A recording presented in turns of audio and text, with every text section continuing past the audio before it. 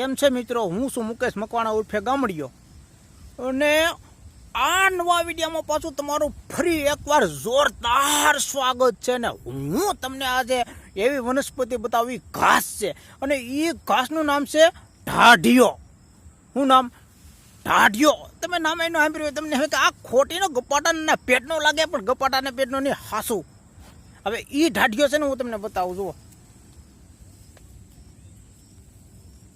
હવે આ ઢાઢિયો છે, આજે તમે જોઈ રહ્યો ને એ ઢાઢિયો છે.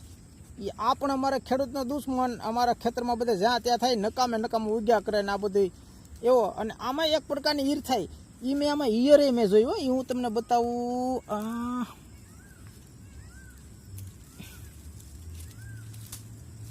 આ જુઓ આમાં ઈયર છે કે નહીં, એ આ ઢાઢિયામાં જ આ ઈયર થાય. જુઓ આ ઈયર બીજા વનસ્પતિમાં જોવા ન મળે, ખાલી ઢાઢિયામાં જ જોવા મળે. એને વાહે જો આમ અણી હોય, દેખાય તમને અણી, અને એનું મોઢું ને આવું બધું હોય. જુઓ આના અંદર ઢાઢિયામાં ઈયર છે. એટલે આપણને આ બધું ઘાસ તો આપણે એમ લાગે કે ઓહો રૂડું રૂપાળું ઘાસ, અને એમાં આડોટા મળી, પણ આડોટા નહીં. આવા ઈયર ને જીવડા ને બધું ઘણું હોય. ઓલો નથી કહેવત કે ડુંગરા દૂરથી રણિયામણા ને એના પાસે જાવ ને તો ખાડા ને ટેકરા ને એવું બધું હોય, કાંટા ને. એમાં ઘાસ આપણને આગે ત્યાં રૂડું લાગે, જેમાં ઝીણા ઝીણા સફેદ ફૂલ હોય. આ બધું ખેતરમાં નુકસાનકારક. ખેડૂતોને તો આ બધું ઘાસ દુશ્મન. સમજ્યા કે ન સમજ્યા? માલઢોરની પાસે સારું હોય, માલઢોર રાખતો હોય ને પાછા દુશ્મન નહીં, એને તો કામ થઈ જાય.